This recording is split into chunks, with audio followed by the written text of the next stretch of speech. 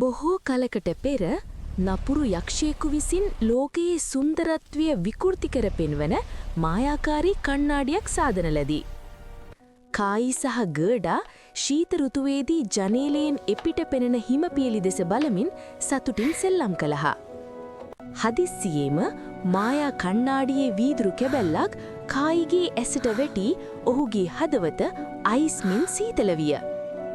නපුරු හිම රැජින ඇගේ හිමරතයෙන් පැමිණ කායිව අද්භූත ලෙස පැහැරගෙන ගියාය.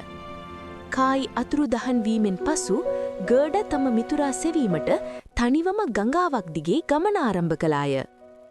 ඇයට මගදී හමු වූ මායාකාරියක් ගර්ඩාගේ මතකයේ නැති කර ඇයව නතර කර ගැනීමට උත්සාහ කළාය. නමුත් එයද අසාර්ථක විය. බුද්ධිමත් කපුටෙකුගෙන් ලැබුණු තොරතුරකට අනුව කායි කුමාරයෙකු වී ඇතැයි සිතා ගර්ඩ මාලිගාවකට ගියාය. එහි සිටියේ කායි නොවූවත් එම කරුණාවන්ත කුමාරයා සහ කුමාරිකාව ගර්ඩාට ගමන යාමට රන් රථයක් දැහැගි කළා.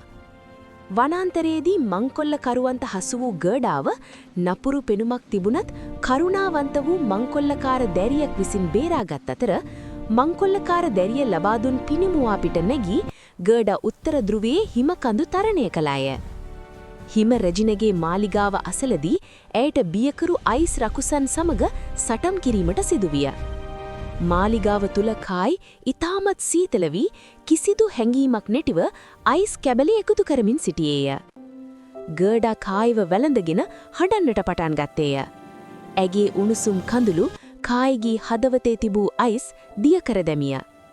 ආදරයේ ශක්තිය හමුවේ හිම රැජිනගේ අයිස් මාලිගාවද දිය වී ගොස් ඇගේ බලය බිඳී ගියේය. අවසානයේ කායි සහ ගර්ඩා නැවතත් තම ගම්මානයට කැමිණි අතර ඔවුන්ගේ මිතුදම සදාකාලිකවම පැවතියේය.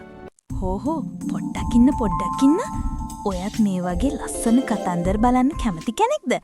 එහෙනම් අපිව සබ්ස්ක්‍රයිබ් කරලා ලයික් එකකුත් දාගෙන යන්න අමතක කරන්න එපා.